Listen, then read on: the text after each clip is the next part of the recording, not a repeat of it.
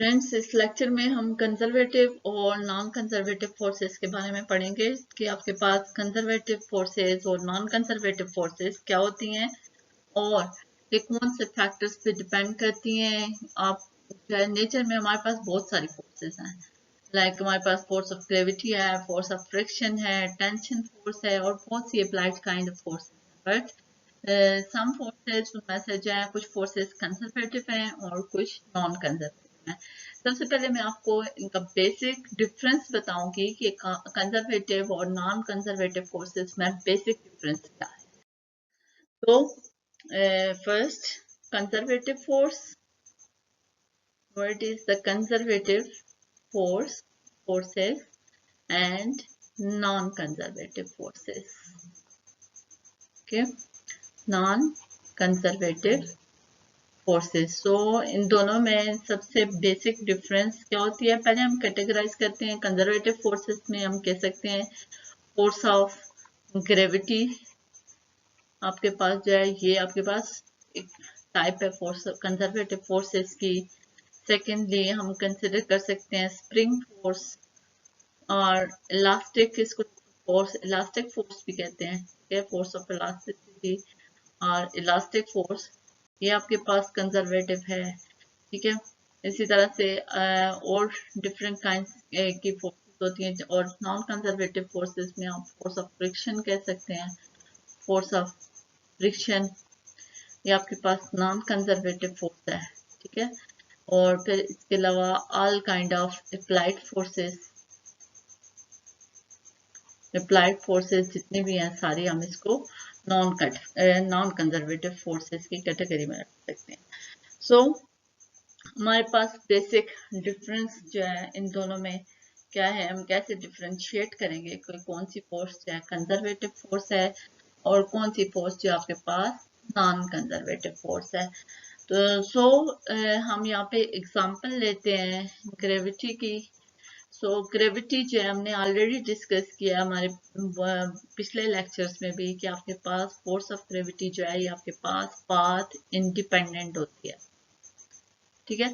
ये आपके पास पाथ पे डिपेंड नहीं करती, इट इज पाथ इंडिपेंडेंट। जो इम्पोर्टेंट चीज है जिस पे डिपेंड करती है वो आपके पास इनिशियल एंड फाइनल पॉइंट्स, सिर्फ इनिशियल और फाइनल पॉइंट जो पाथ के होते हैं उन्हीं पे डिपेंड करती है। For example this one is the point A, this one is the point B, ये डिपेंड करेगी पॉइंट ए पे और पॉइंट बी पे।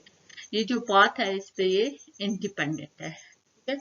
और इन the case of non conservative forces, यहाँ पे एग्जांपल हम कंसिडर करते हैं फोर्स ऑफ फ्रिक्शन की, ठीक है। तो ये आपके पास पाथ डिपेंडेंट है, ये आपके पास सिर्फ इनिशियल और फाइनल पॉइंट पे ही डिपेंड नहीं करती बल्कि आपके पास पाथ पे भी डिपेंड करती है।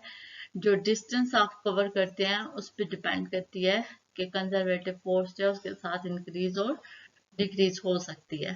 तो यहाँ पे हमने ग्रेविटी की एग्जांपल ली हुई है। लेट्स सपोज के हम जो है यहाँ पर कंसिडर करते हैं कि आपके पास फोर्स ऑफ ग्रेविटी में एक ऑब्जेक्ट हमेशा हमारे पास अर्थ होता है। हम कहते हैं कि कोई दूसरा ऑब्जेक्ट, लेट्स सपोज ये बॉल है, ये डाउनवर्ड मोशन कर रहा है under the force of gravity. हम जानते हैं कि जो ऑब्जेक्ट की जो डायरेक्शन होती है मोशन की, वही आपके पास फोर्स ऑफ ग्रेविटी की भी डायरेक्शन होती है, क्योंकि अर्थ उसको अपनी तरफ अट्रैक्ट कर रही होती है। तो यहाँ पे हमारे पास ये इनिशियल पोजीशन है और अर्थ के ऊपर जो सेकंड पॉइंट है इसका, बी से हम उसको रिप्रेजेंट करते हैं, ये इसकी फाइनल पोजीशन है।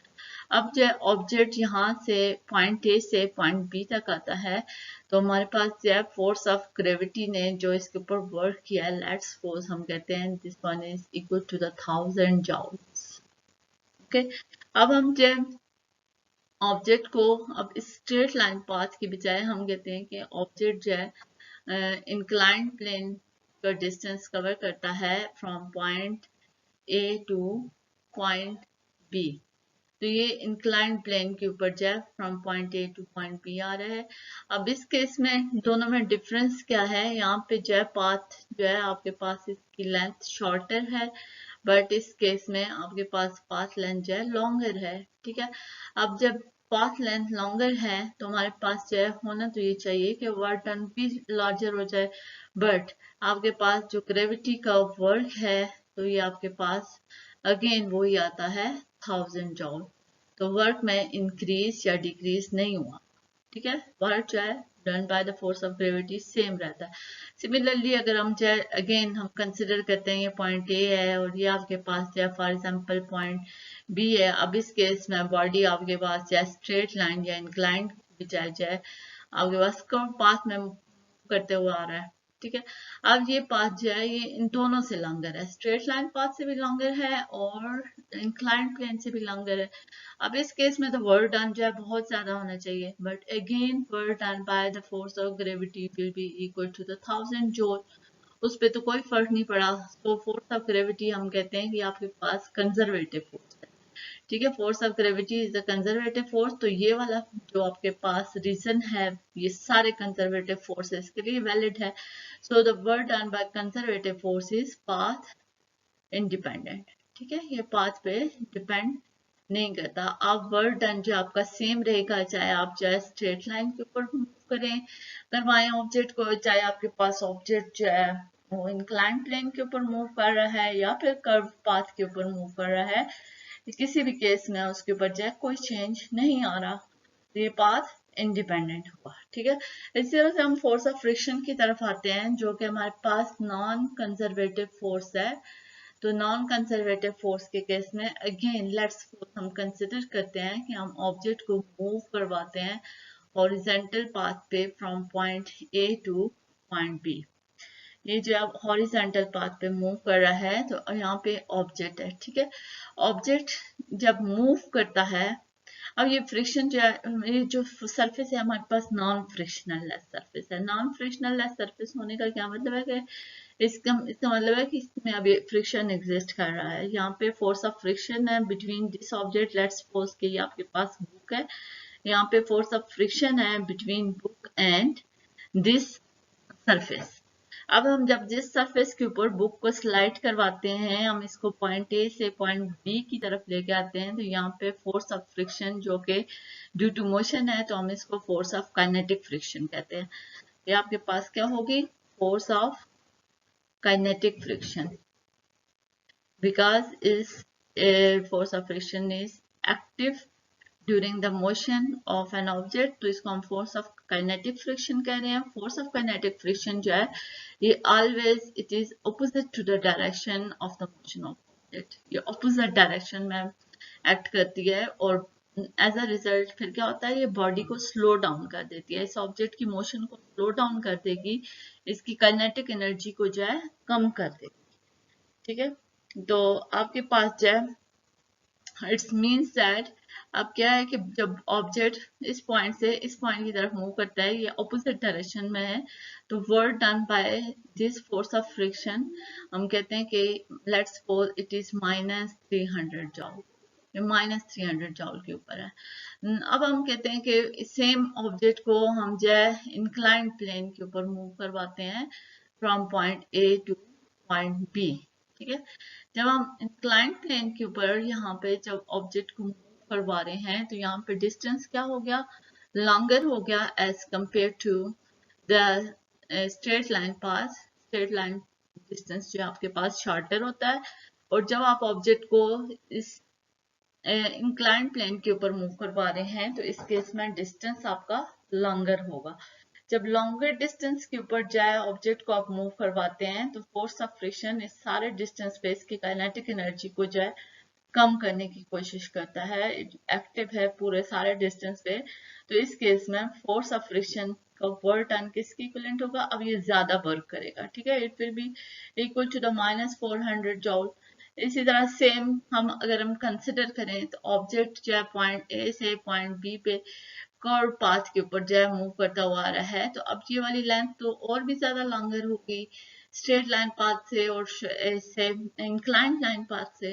अब क्या होगा, अब तो वर्क डन जो है इसके ऊपर और भी ज्यादा हो जाएगा, ठीक है। इट्स मीन इसका क्या मतलब हुआ, इसका मतलब ये हुआ कि हमारे पास जो है फोर्स ऑफ फ्रिक्शन जो है पाथ डिपेंडेंट है, ये सिर्फ इनिशियल और फाइनल पॉइंट के ऊपर जो है डिपेंड नहीं करता, बल्कि ये पूरे पाथ पे डिपेंड करता है, ये डिस्टेंस पे डिपेंड करता है जो ये ऑब्जेक्ट कवर करेगा। ठीक है, अगर हमारे पास डिस्टेंस लॉन्गर है, पाथ लॉन्गर है, तो वर्क डन जो होगा, फ्रिक्शनल फोर्स यहाँ पे हम लिया है, तो ये सारे नॉन कंजर्वेटिव फोर्सेस के लिए वैलिड रहेगा। Work done bye non conservative force, जो भी आपके पास नॉन कंजर्वेटिव है तो वो पाथ डिपेंडेंट है। ठीक है, यहाँ पे हमने फोर्स ऑफ फ्रिक्शन की एग्जांपल ली थी, तो ये आपके पास पाथ डिपेंडेंट होगा।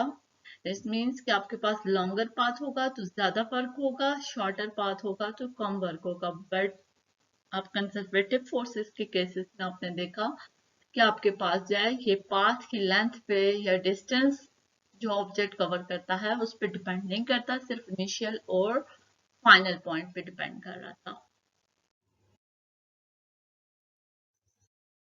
यहाँ पे हम कुछ और प्रॉपर्टीज की तरफ आते हैं कंजर्वेटिव फोर्स के केस में। अब कंजर्वेटिव फोर्स में वर्क डन किसके इक्विवेलेंट होगा? Work done by the conservative force is always equal to the negative change of kinetic energy. ये आपके पास change in the potential energy के इक्विवेलेंट होगा, negative change in potential energy. और work done in the case of non conservative force, non conservative force के case में क्या होगा?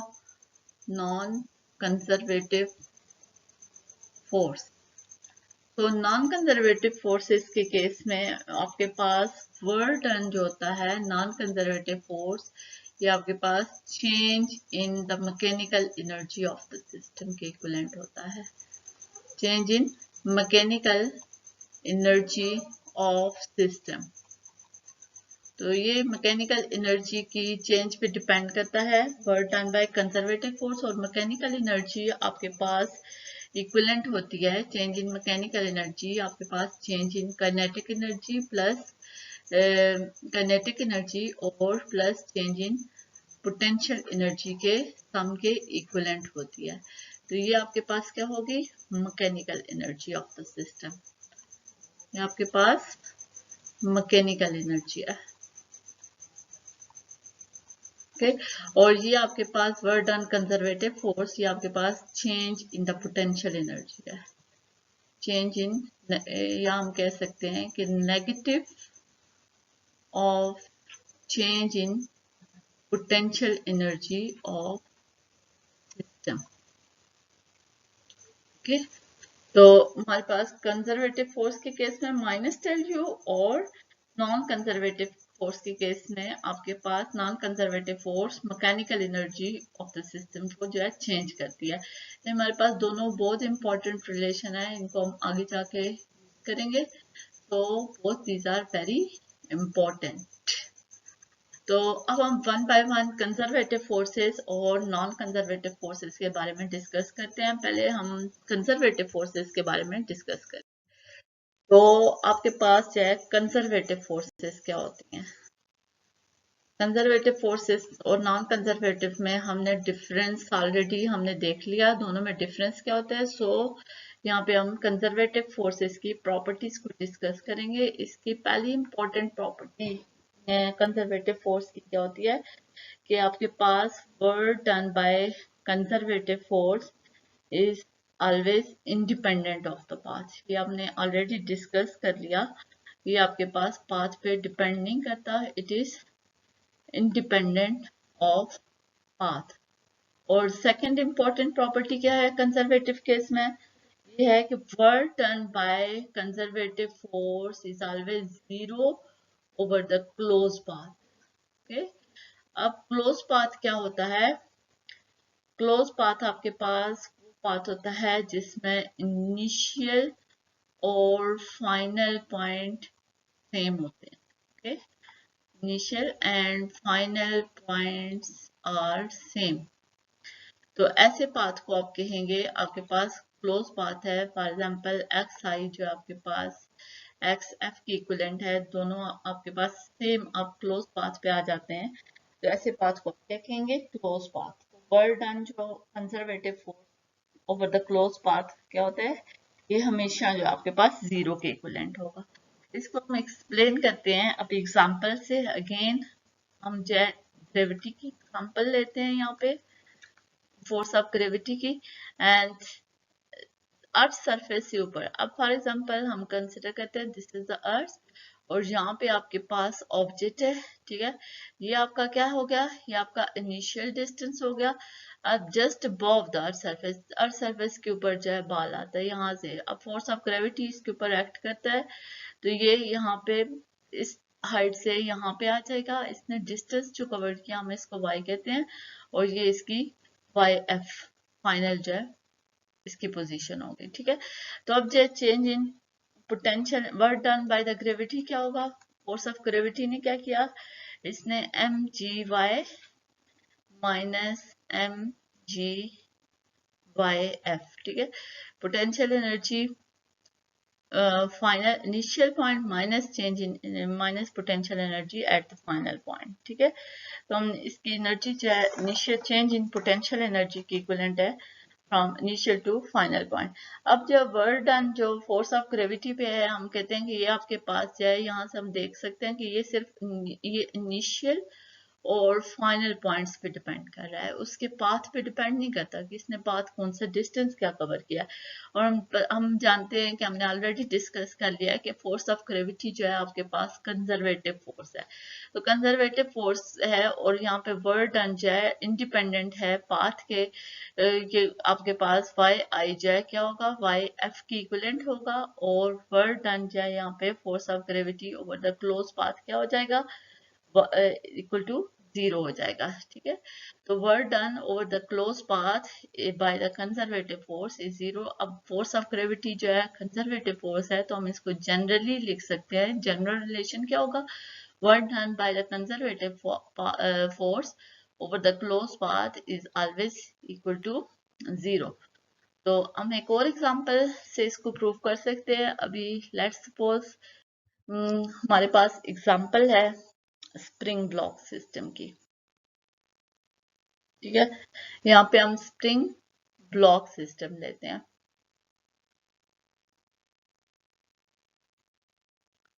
अब स्प्रिंग ब्लॉक सिस्टम में लेट्स सपोज हम कंसिडर करते हैं कि हमारे पास स्प्रिंग है, ठीक है। ये आपके पास स्प्रिंग है और ये ब्लॉक है, ब्लॉक स्प्रिंग से अटैच्ड है। अब यहाँ पे हम या तो ब्लॉक को स्ट्रेच कर सकते हैं, उसको खींच सकते हैं, या फिर उसको कंप्रेस कर सकते हैं। प्रेस करके हम उसकी लेंथ को शॉर्टर कर सकते हैं। तो अभी यहाँ पे हमारे पास इट्स मीन्स के टू मीन, जब भी हम उसको रिलीज करेंगे तो वो इन दो पोजीशंस पे ऑसिलेट करना शुरू करेगा। तो यहाँ पे हम कहते हैं कि हमारे पास दो एक्सट्रीम पोजीशन है, ठीक है। इसको हम माइनस एक्सएम इस पोजीशन को कहते हैं, और मैक्सिमम हम इसको रिप्रेजेंट करते हैं, और इसको हम प्लस एक्स मैक्सिमम से जो है रिप्रेजेंट करें, ठीक है। और ये आपके पास जो मिड वाली पोजीशन है, इसको हम x इज इक्वल टू 0 या फिर इक्विलिब्रियम पोजीशन कहते हैं, ठीक है। अब हम जो है वर्ड जो है इस क्लोज पाथ पे जो हम फाइंड आउट करेंगे कि वर्ड डन जो हुआ है स्प्रिंग फोर्स ने, ये जो कंजर्वेटिव फोर्स है 0 है या नहीं, ठीक है। पहले हम जो है कंसिडर करते हैं कि हमारा ब्लॉक जो है कंप्रेस है, स्प्रिंग कंप्रेस है, हमारा ब्लॉक जो है इस पोजीशन पे है।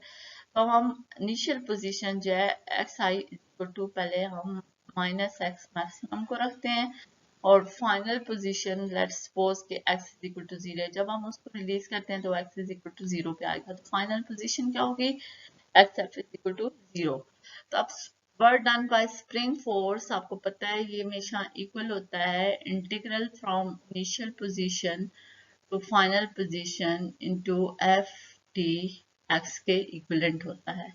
अब स्प्रिंग फोर्स के केस में आपको पता है कि फोर्स हमेशा जो है हुक लॉ की इक्विवेलेंट होती है, और यहाँ पे हम लिमिट लगाएंगे। लिमिट एक्स आई क्या है, minus X maximum to X F 0, और एफ किसके इक्विवेलेंट होगा, माइनस के एक्स, आपके पास माइनस के एक्स डी एक्स के इक्विवेलेंट होगा। जब हम इस इंटीग्रल को सॉल्व करेंगे तो ये आपके पास क्या आएगा, ये आपके पास आ जाएगा 1/2 के एक्स स्क्वायर मैक्सिमम, ओके। अब हम नेक्स्ट, ये तो आपके पास ये वाला डिस्टेंस था, इस डिस्टेंस के लिए हमने ये work done by the spring force find out कर लिया। अब हम लेट्स सपोज कि हम इस डिस्टेंस के लिए करते हैं ये वाला जो है, अब हम क्या करेंगे, हम कंसिडर करते हैं इनिशियली जो है block X is equal to 0 पे है, तो इनिशियल पोजीशन जो हम X is equal to 0 consider करते हैं, और ब्लॉक जो है एक्स इज इक्वल टू 0 आने के बाद थोड़ा सा इधर भी आएगा, एक्स मैक्सिमम तक आएगा, तो हम जो फाइनल पोजीशन एक्स एफ जो है अब जो आपके पास क्या होगी, x मैक्सिमम होगी। अब इस डिस्टेंस के लिए हम इंटीग्रल को सॉल्व करेंगे, तो आपके पास work done by spring force किसकी इक्विवेलेंट होगा, एक्स आई क्या है 0 है, एक्स एफ क्या है x मैक्सिमम के इक्विवेलेंट है, यहाँ पे माइनस के एक्स dx। जब हम इस इंटीग्रल को सॉल्व करेंगे तो ये आपके पास क्या आएगा, -1/2 के एक्स स्क्वायर मैक्सिमम। ओके, तो अब टोटल वर्क डन यहाँ से इस -x मैक्सिमम से +x मैक्सिमम तक हम net work done find out कर सकते हैं। तो आपके पास नेट वर्क डन किसके इक्विवेलेंट हो गया, net work done is equal to -x maximum to 0 into minus kx dx plus work done from 0 to x maximum। ये आपका पाथ पूरा हो गया, ठीक है, क्लोज पाथ हो गया kx dx। तो अब जो ये इक्विवेलेंट है, ये किसके इक्विवेलेंट है आपके पास, ये आपके पास W net work done equivalent है 1/2 k x square maximum -1/2 k x square maximum। Okay, तो total work done over the close path आपके पास क्या आ गया, इट इज 0। तो यहाँ से ये चीज भी प्रूव हो गई कि आपके पास स्प्रिंग फोर्स थी जो कि आपके पास कंजर्वेटिव फोर्स है, तो हम कह सकते हैं कि conservative force work done by the conservative force over the closed path is 0। closed path पे जो भी conservative force काम करेगी वो आपके पास equal to 0 के equivalent आएगा, ठीक है, closed path पे हमेशा work done 0 होगा। तो यहाँ से हमने दोनों प्रॉपर्टीज जो है इन एग्जाम्पल से अपने कंजर्वेटिव फोर्स की प्रूव करनी।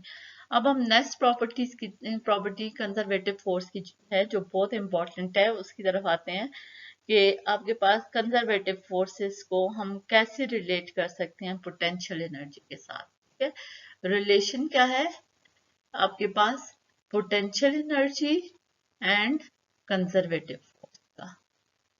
ठीक, अब इन दोनों के दरमियान आपने जो है रिलेशन फाइंड आउट करना है कि इनको हम आपस में किस तरह से रिलेट कर सकते हैं। ओके, तो हम जो है इनको कैसे रिलेट कर सकते हैं, अगेन हम जो है इनका रिलेशन फाइंड आउट करने के लिए relation between potential energy and conservative force, इनके दरमियान जो हम रिलेशन फाइंड आउट करेंगे। इसके लिए अगेन हम एग्जांपल लेते हैं फोर्स ऑफ ग्रेविटी की। ठीक है, अब फोर्स ऑफ ग्रेविटी को हम आपको पता है पोटेंशियल एनर्जी से हम रिप्रेजेंट कर सकते हैं। Work done by the force of gravity is equals to the potential energy is equal to mg Y से हम रिप्रेजेंट करते हैं। अब जो है इसको हम कह सकते हैं फोर्स ऑफ ग्रेविटी जो है आपके पास कंजर्वेटिव फोर्स है, तो आपके पास ये हमेशा वर्क डन किसकी इक्विवेलेंट होता है, change in the potential energy of initial point to the change in energy of the final point। तो आप इसको जो है लिख सकते हैं कि आपके पास WC work done by conservative force which is the gravitational force in this case, इसको -UF -UI।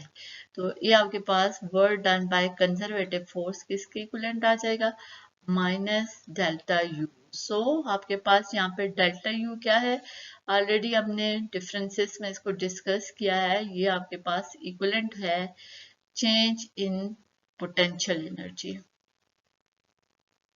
ठीक है, ये आपके पास किसकी इक्विवेलेंट है, change in potential energy.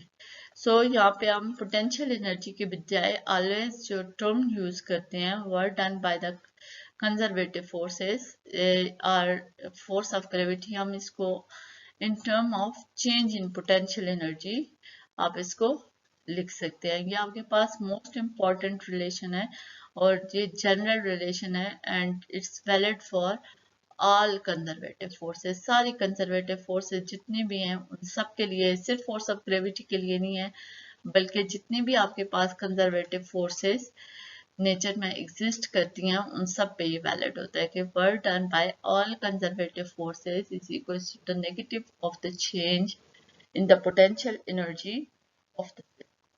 Okay, तो अब हम जो है आते हैं नॉन कंजर्वेटिव फोर्सेस की तरफ।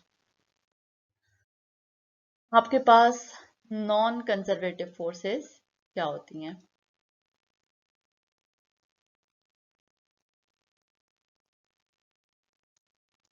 नॉन कंजर्वेटिव फोर्सेस को हम यहाँ पे एक्सप्लेन करेंगे। नॉन कंजर्वेटिव फोर्सेस को हमने ऑलरेडी डिफरेंसेस में हमने देखा है, हमने डिफाइन किया है कि फोर्स, इसको हम क्या कह सकते हैं, कंजर्वेटिव फोर्स कौन सी फोर्स होगी? A force is non conservative, force is non-conservative.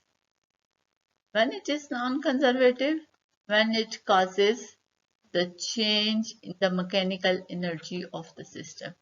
Change in mechanical energy of the system. ठीक है, हम किसी भी फोर्स को कंजर्वेटिव फोर्स कहते हैं। कब इसको कंजर्वेटिव फोर्स कहते हैं? जब ये आपके पास सिस्टम की मैकेनिकल एनर्जी को चेंज करता है, तो ऐसी फोर्स को हम कहते हैं कि ये फोर्स जो है आपके पास कंजर्वेटिव फोर्स है। ठीक है, कंजर्वेटिव फोर्स को अब हम मैकेनिकल एनर्जी को, आपको पता है कि आपके पास मैकेनिकल एनर्जी जो होती है, चेंज इन मैकेनिकल एनर्जी जो है ये change in kinetic energy plus change in potential energy के इक्विवेलेंट होती है, या फिर इसको सम कह सकते हैं पोटेंशियल और काइनेटिक एनर्जी का। तो अब हम इसको डिफाइन कैसे प्रूव करेंगे?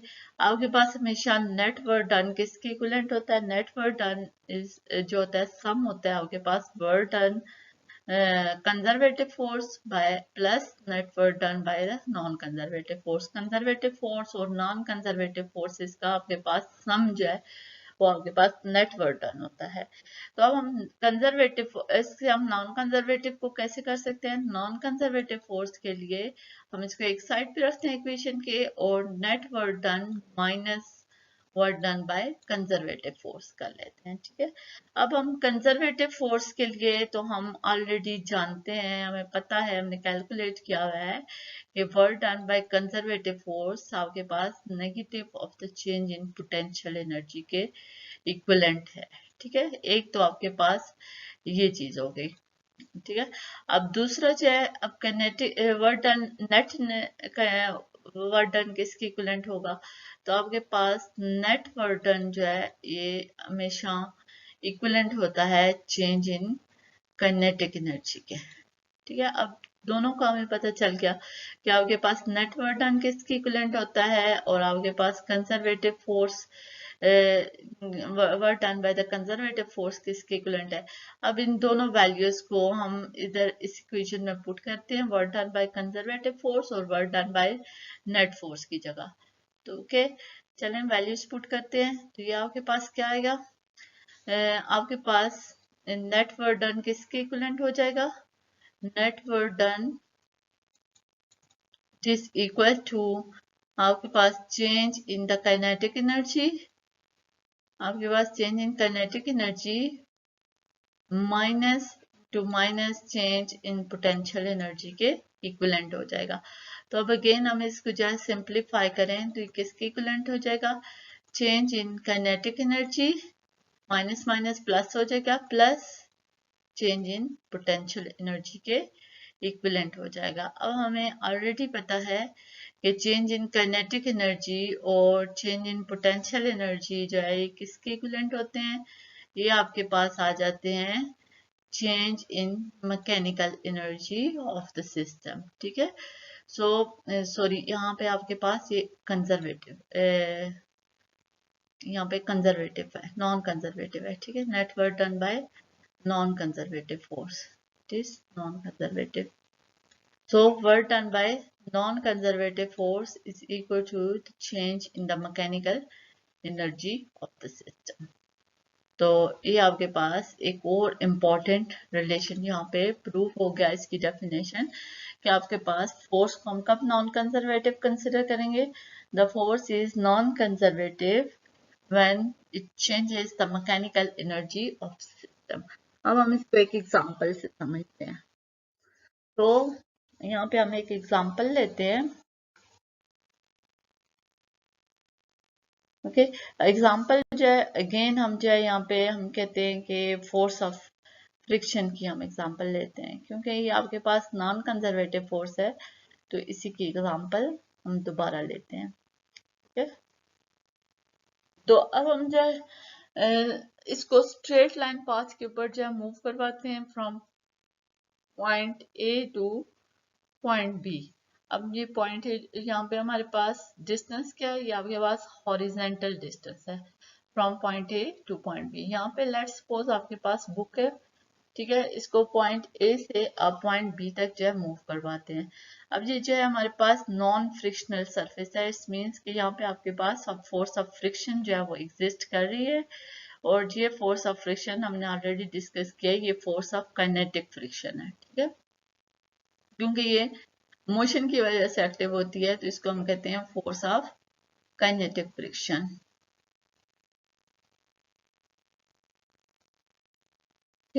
अब force of kinetic friction surface और ये कांटेक्ट सरफेस और इस ऑब्जेक्ट के दरमियान एक्टिव है. जब ऑब्जेक्ट मूव करता है from point A two point B तो फ्रिक्शनल फोर्स इसकी डायरेक्शन इसकी मोशन को अपोज करती है और अपोजिट डायरेक्शन में जो है इसके एक्ट करती है. ठीक है, अब ये क्या करेगा, ये ऑपोजिट डायरेक्शन में force of kinetic friction act कर रही है तो ये ऑब्जेक्ट को मोशन को जो है स्लो डाउन कर देगा सरफेस के ऊपर, इसकी वेलोसिटी को कम करेगा. इट्स मींस कि आपके यहाँ पे इसकी काइनेटिक एनर्जी जो है ब्लॉक की कम हो गई फोर्स ऑफ फ्रिक्शन की वजह से. अब फोर्स ऑफ फ्रिक्शन की वजह से जो काइनेटिक एनर्जी आपके पास कम हो गई उससे फिर जो उसने क्या किया, उसने टेम्परेचर जो है एज अ रिजल्ट जो आपके पास इंक्रीज हो जाता है इस सरफेस का और बुक का. तो यहाँ पे क्या हो जाएगा, इंक्रीज इन टेम्परेचर, टेम्परेचर को जो है इंक्रीज कर देगा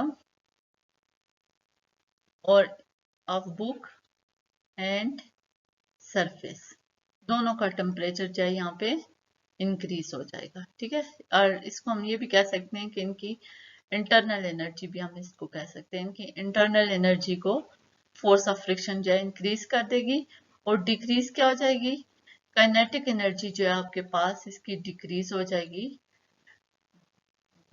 इसकी ऑब्जेक्ट की. ठीक है, अब यहाँ पे ऑब्जेक्ट की काइनेटिक एनर्जी डिक्रीज हुई और इंटरनल एनर्जी आपके पास बुक और ऑब्जेक्ट की जो है इंक्रीज हो गई. ठीक है, इट्स मीन कि आपके पास काइनेटिक एनर्जी में चेंज आया है. There is the change in kinetic energy due to friction. और ये काइनेटिक एनर्जी आपके पास चेंज हो गई किसमें, इंटरनल एनर्जी में. ठीक है, in the form of increase in temperature. ठीक है, टेम्परेचर राइज हुआ और इस तरह की एनर्जी को जिसमें जो कि टेम्परेचर इंक्रीज के साथ रिलेटेड हो तो उसको आप जो है इंटरनल एनर्जी कहते हैं. ठीक है, ये आपके पास इंटरनल एनर्जी में जो है कन्वर्जन हो गई काइनेटिक एनर्जी. अब जो हम एक्सपीरियंस से हमें पता है कि अब ये इंटरनल एनर्जी जो है जो काइनेटिक एनर्जी है वो इंटरनल एनर्जी में कन्वर्ट हुई है. इसका कुछ पार्ट जो है यहाँ पे या बुक या ऑब्जेक्ट जो है, ये लेट्स सपोज हम इसको बुक कहते हैं. ठीक है, ऑब्जेक्ट जो है बुक है इसको मिला है और बाकी जो एनर्जी काइनेटिक एनर्जी थी वो कन्वर्ट होगी सरफेस की इंटरनल एनर्जी में. ठीक है, अब जो है सरफेस प्लस बुक की इंटरनल एनर्जी में इसकी काइनेटिक एनर्जी फ्रिक्शनल फोर्स की वजह से इसमें कन्वर्ट हो. तो इसके कन्वर्ट होने की वजह से आपके पास चेंज हो गया. किसमें चेंज आया, आपके पास चेंज जो है यहाँ पे काइनेटिक एनर्जी में चेंज आ गया. एनर्जी ट्रांसफर जो है ये क्यों काइनेटिक एनर्जी में कैसे ये इरिवर्सिबल है. ठीक है, रिवर्सिबल नहीं है. हम जो है काइनेटिक एनर्जी को इंटरनल एनर्जी में तो चेंज कर सकते हैं, बट इंटरनल एनर्जी को बैक जो है काइनेटिक एनर्जी में ट्रांसफर नहीं कर सकते। सो हम कह सकते हैं कि ये एनर्जी ट्रांसफर इस केस में क्या है, नॉन रिवर्सिबल है, not reversible. Energy transfer is not reversible. आपके पास यहाँ पे ये रिवर्सिबल केस नहीं है, इरिवर्सिबल है। आप काइनेटिक एनर्जी को इंटरनल एनर्जी में चेंज कर दिया, बट इंटरनल एनर्जी को काइनेटिक एनर्जी में चेंज नहीं कर सकते। इट्स मीन्स दैट, तो आपके पास चेंज किस में आ गया, चेंज आपके पास आ गया सिस्टम की चेंज इन मैकेनिकल एनर्जी। ठीक है, जब काइनेटिक एनर्जी चेंज हो गई तो मैकेनिकल एनर्जी आपके पास इस सिस्टम की चेंज होगी। अब चेंज कितना आया, जो चेंज आपके पास काइनेटिक एनर्जी में आया बिकॉज ऑफ फ्रिक्शन, एंड ये आपके पास इक्विवेलेंट है माइनस एफ के डी। ठीक है, अब यहाँ पे डी क्या है, डी आपके पास जो है ये है डिस्टेंस, जो कि इस बुक ने कवर किया है from point A to B. So यहाँ से आपके पास दोनों चीजें प्रूव हो गई कि आपके पास जो है, एक तो इसने डिपेंड किया डिस्टेंस पे, डिस्टेंस जो ऑब्जेक्ट ने कवर किया, और दूसरा ये जो है चेंज इन मैकेनिकल एनर्जी हुई because of change in kinetic energy because of friction. Friction की वजह से काइनेटिक एनर्जी में चेंज आया, जिसकी वजह से मैकेनिकल एनर्जी में चेंज आया, क्योंकि मैकेनिकल एनर्जी जो है आपके पास सम है kinetic energy plus potential energy का। ठीक है, अब हमने यहाँ पे तो हमने स्ट्रेट लाइन पाथ कंसिडर किया। अब हम पाथ को चेंज करते हैं। पाथ की शेप जब चेंज करते हैं तो फिर देखते हैं कि हमारे पास जब मैकेनिकल एनर्जी में कितना चेंज आता है। फिर यहाँ से ये बात प्रूफ हो जाएगी ये डिस्टेंस या पाथ डिपेंडेंट है या नहीं है। ठीक है, ओके, अब हम जो है स्ट्रेट लाइन पाथ की जगह यहाँ पे हम पॉइंट ए और पॉइंट बी के बीच में हम जो है सेमी सर्कुलर पाथ लेते हैं। ठीक है, अब हम कंसिडर करते हैं कि यहाँ पे पाथ जो है स्ट्रेट लाइन पाथ की बजाय सेमी सर्कुलर पाथ है। अब ये पाथ जो है स्ट्रेट लाइन पाथ से तो लॉन्गर है। ठीक है, लॉन्गर पाथ है, और यहाँ पे ऑब्जेक्ट जो है वो पॉइंट ए से पॉइंट बी की तरफ जो है ये डिस्टेंस कवर करता है। अगेन यहाँ पे जो है फोर्स ऑफ काइनेटिक फ्रिक्शन जो है एक्टिव है between this block and surface, इन दोनों के दरमियान again force of kinetic friction है। अब जब डिस्टेंस लॉन्गर हो गया तो आपके पास डिस्टेंस लॉन्गर होने की वजह से अब चेंज इन काइनेटिक एनर्जी कितना आएगा, due to force of friction. अब फ्रिक्शन फोर्स की वजह से चेंज इन काइनेटिक एनर्जी जो है ये आपके पास इक्वल होगा minus F K D by pi D by two.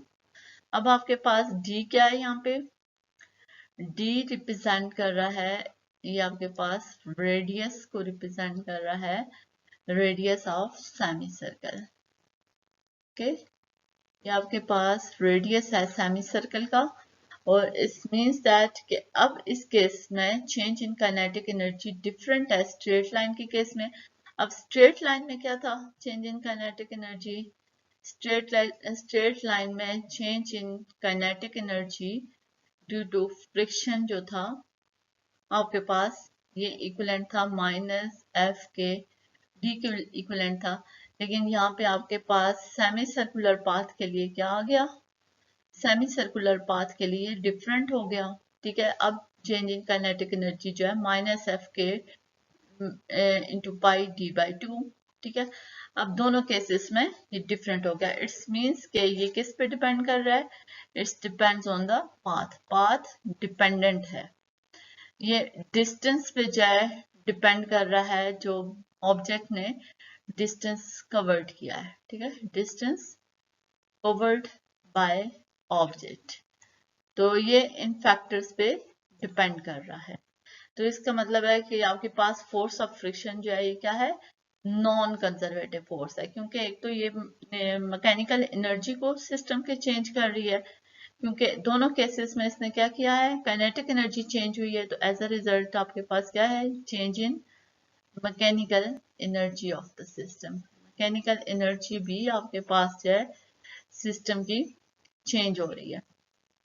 तो मैकेनिकल एनर्जी को भी चेंज किया है और पाथ के साथ चेंज किया है, तो इस मीन्स के आपके पास क्या है कि फ्रिक्शनल फोर्स जो है, फ्रिक्शनल फोर्स आपके पास क्या होगी, नॉन कंजर्वेटिव फोर्स है। Frictional force is non conservative force, फिर पाथ पे डिपेंड करती है और आपके पास ये डिस्टेंस, लेंथ ऑफ डिस्टेंस पे भी डिपेंड करती है और मैकेनिकल एनर्जी को भी चेंज करती है।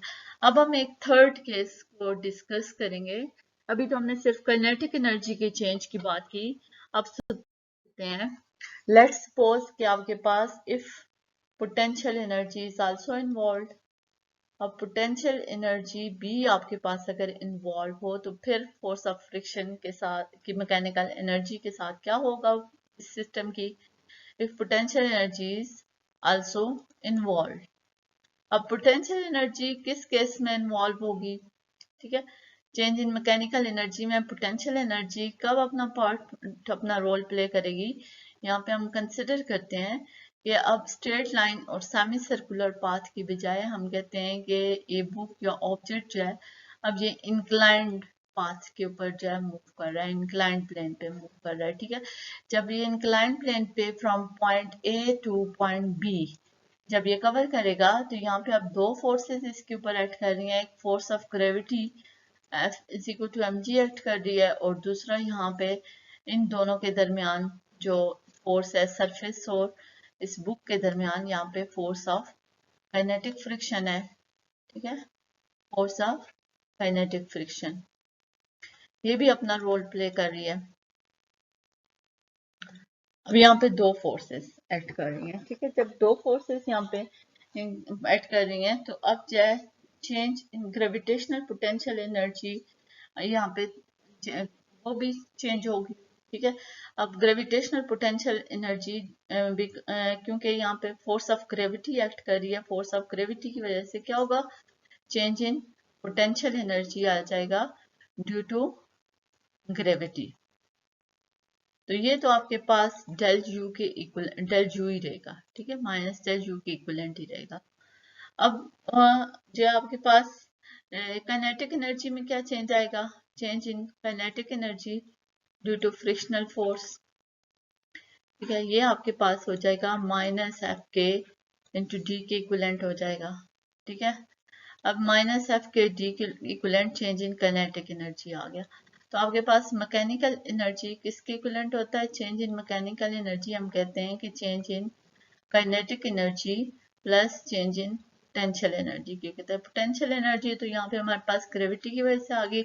अब काइनेटिक एनर्जी में चेंज आपके पास क्या आया, काइनेटिक एनर्जी में चेंज जो था माइनस एफ के डी के इक्वलेंट आया। सो इट्स मीन्स दैट कि आपके पास चेंज इन मैकेनिकल एनर्जी, जब आप टोटल मैकेनिकल एनर्जी में चेंज इस सिस्टम में किसके इक्विवेलेंट है, minus F K into D के इक्विवेलेंट है।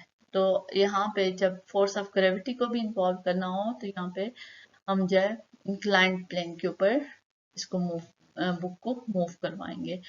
तो ये हमारी सारी डिस्कशंस थी कंजर्वेटिव और नॉन कंजर्वेटिव फोर्सेस के बारे में कि किस तरह से वो पाथ पे डिपेंड करते हैं, मैकेनिकल एनर्जी कैसे चेंज होती है, पाथ डिपेंडेंस क्या होती है, इंडिपेंडेंस क्या होती है, फोर्सेस जो है वर्क डन बाय कंजर्वेटिव और नॉन कंजर्वेटिव फोर्सेस किस तरह से डिफरेंट फैक्टर को चेंज करने से चेंज होता है। Okay, thanks for watching. For more videos, please subscribe our channel.